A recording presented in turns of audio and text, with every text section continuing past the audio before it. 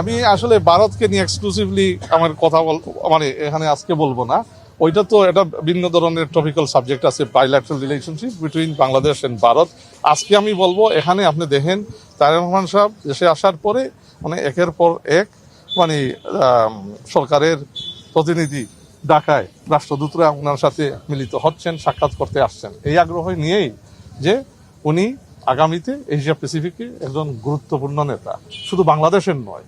ওনার আসার ঐতিহাসিক যে রিটার্ন 25 তারিখে আর মানুষের সমাগম ঢাকাতে, মানে ওইটা দেখে বিশ্বমহল, বিশ্ববাসী, বিশ্ব স্টেক হোল্ডাররা যারা ওয়ার্ল্ড পলিটিক্যাল লিডার্স এটা বুঝতে পারছেন যে তারেক রহমান সাহেব একজন গুরুত্বপূর্ণ নেতা, not just only for his country but for the reason.